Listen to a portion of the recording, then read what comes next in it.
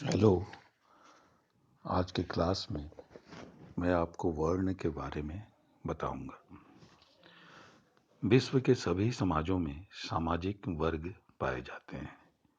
इतना अवश्य है कि कहीं सामाजिक वर्गों का निर्माण जन्म के आधार पर हुआ है तो कहीं धन के आधार पर।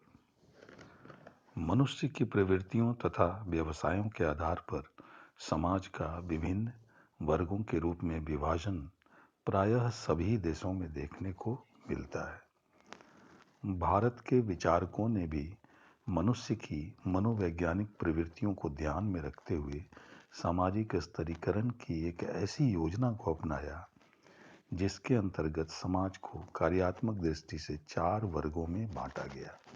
ये 4 वर्ग ही 4 वर्ण हैं, जो इस प्रकार हैं: ब्राह्मण, क्षत्रिय, वैश्य और शूद्र। कई लोग वर्ण और जाति को एक ही मान लेते हैं, परंतु वास्तव में ये दोनों पृथक अवधारणाएं हैं। वर्ण के 3 संभावित अर्थ हो सकते हैं। पहला, वर्ण या चुनाव करना।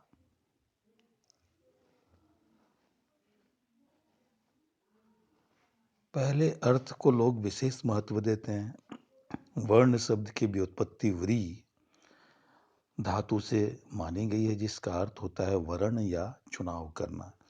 इस दृष्टि से व्यक्ति अपने लिए जिस व्यवसाय का चुनाव करता है उसी के अनुसार उसके वर्ण का निर्धारण होता है। इसका तात्पर्य यह है कि वर्ण उन लोगों का एक समूह है जिनका व्यवसाय समान है।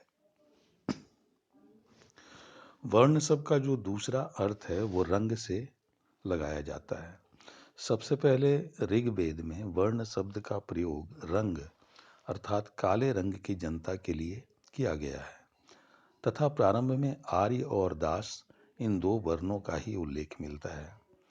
डॉक्टर गोरिये के अनुसार आर्यों ने यहाँ के आदिवासियों को पराजित करके उन्हें दास या दस्यु नाम दिया और अपने तथा उनके बीच अंतर प्रकट करने के लिए वर्ण शब्द का प्रयोग किया, जिसका अर्थ रंग वेद से है।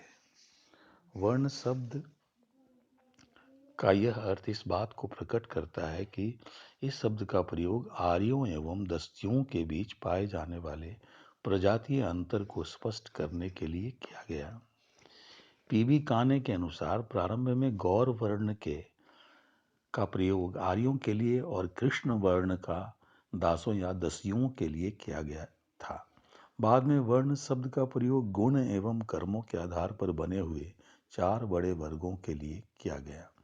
सेनार्ट ने इसी मत को मानते हुए लिखा है कि आर्यों और दस्युओं के रंग को व्यक्त करने वाला वर्ण शब्द बाद में समाज के 4 वर्गों को व्यक्त करने लगा।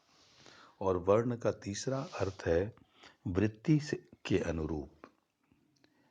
इस दृष्टि से जिन व्यक्तियों की मानसिक एवं व्यवहार संबंधी विशेषताएं एक समान हो, अर्थात जिन व्यक्तियों का स्वभाव एक जैसा या समान हो, उन्हीं से मिलकर एक वर्ण बनता है। शाब्दिक अर्थ के आधार पर वर्ण के वास्तविक अर्थ को नहीं समझा जा सकता। वर्ण का संबंध व्यक्ति के गुण तथा कर्म से है।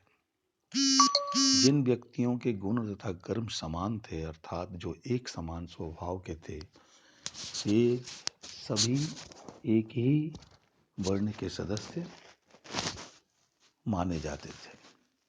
भगवत गीता में इसी बात को व्यक्त करते हुए श्री कृष्ण ने कहा, चातुर्वर्णम मया सृष्टम गुण कर्म विभागशः, अर्थात मैंने ही गुण और कर्म के आधार पर 4 वर्णों की रचना की।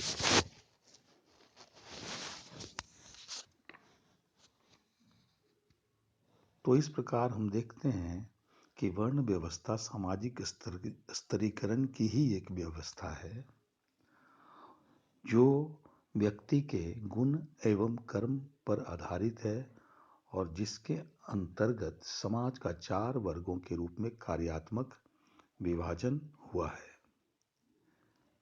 यहाँ गुण तथा कर्म का तात्पर्य व्यक्ति के स्वभाव एवं सामाजिक दायित्वों से है। समाज में विभिन्न कार्यों को ठीक प्रकार से चलाने के उद्देश्य से व्यक्ति की स्वाभाविक प्रवृत्तियों या उनके स्वभाव को ध्यान में रखते हुए उन्हें विभिन्न समूहों अर्थात 4 वर्णों में बांटा गया था।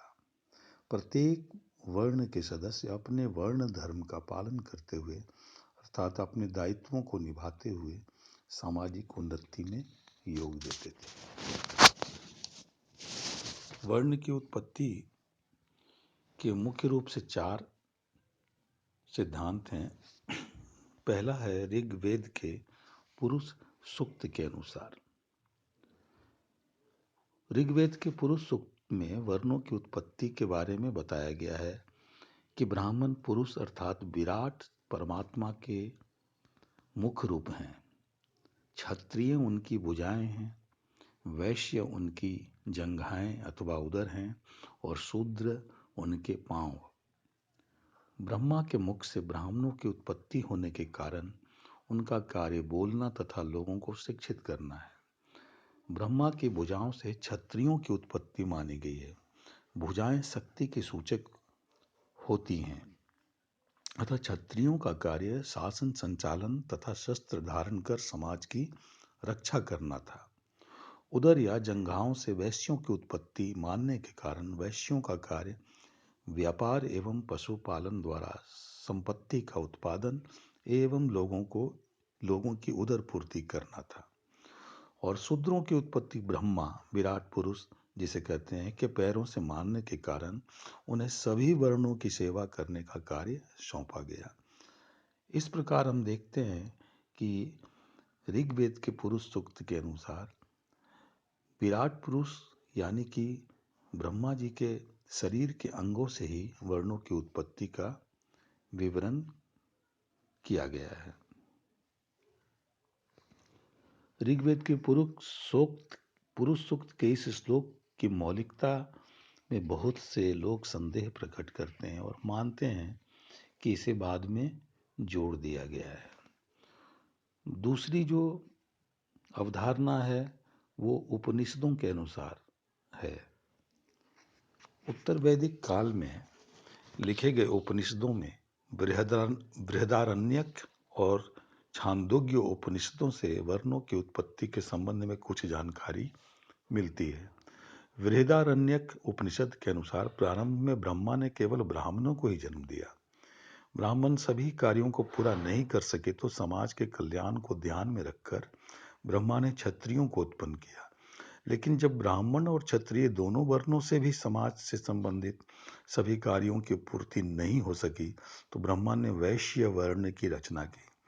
इन तीनों वर्णों की उत्पत्ति के पश्चात भी जब समाज से संबंधित सभी कार्यों को ठीक से संचालित नहीं किया जा सका तो ब्रह्मा ने शूद्र वर्ण की उत्पत्ति की। ब्रह्मा ने ब्राह्मण के अंतर्गत इंद्र वरुण सोम तथा यम देवताओं को, वैश्य के अंतर्गत वसु आदित्य मारुत आदि देवताओं को और शूद्र के अंतर्गत पुषान देवता को जन्म दिया। स्वर्गलोक के इसी वर्ण व्यवस्था के आधार पर मृत्यु लोक के वर्णों की उत्पत्ति हुई। इससे 2 बातें स्पष्ट है। प्रथम, सामाजिक आवश्यकताओं के अनुसार अलग अलग समय पर भिन्न भिन्न वर्णों की उत्पत्ति हुई और द्वितीय, वर्णों की उत्पत्ति का आधार उनके द्वारा की जाने वाली विभिन्न प्रकार की सेवाएं हैं। छांदोग्य उपनिषद के अनुसार व्यक्ति के वर्ण का निर्धारण उसके पूर्व जन्म में किए गए कर्मों के आधार पर होता है। पूर्व जन्म के कर्मों के आधार पर ही व्यक्ति की स्वभावगत विशेषताएं या उसके गुण बनते हैं और इन्हीं के आधार पर उसकी वर्ण विशेष की सदस्यता निश्चित होती है। स्पष्ट है कि उपनिषदों में विभिन्न वर्णों की उत्पत्ति का आधार व्यक्तियों के गुण एवं कर्म माने गए हैं। और तीसरी जो मान्यता है वो महाभारत के अनुसार है। महाभारत में ब्रह्मा को विभिन्न वर्णों का उत्पत्तिकर्ता बताया गया है। महाभारत के शांति पर्व में लिखा है कि ब्रह्मा के मुख से ब्राह्मण, बाहु से क्षत्रिय, जंघा से वैश्य और उन तीनों वर्णों की सेवा करने के लिए चरण या पैर से शूद्र की उत्पत्ति हुई है। शांति पर्व में ही अपने शिष्य भारद्वाज को महर्षि भृगु ने कहा है कि प्रारंभ में केवल एक ब्राह्मण या द्विज वर्ण ही था। यही वर्ण बाद में ब्राह्मण, क्षत्रिय, वैश्य और शूद्र नामक 4 वर्णों में बट गया। ब्राह्मणों का रंग श्वेत था, जो सतोगुण अर्थात पवित्रता का परिचायक था। क्षत्रियों का लोहित रंग राजस गुण अर्थात क्रोध को व्यक्त करता है। वैश्यों का पीत रंग तमोगुण एवं अपवित्रता का परिचायक था।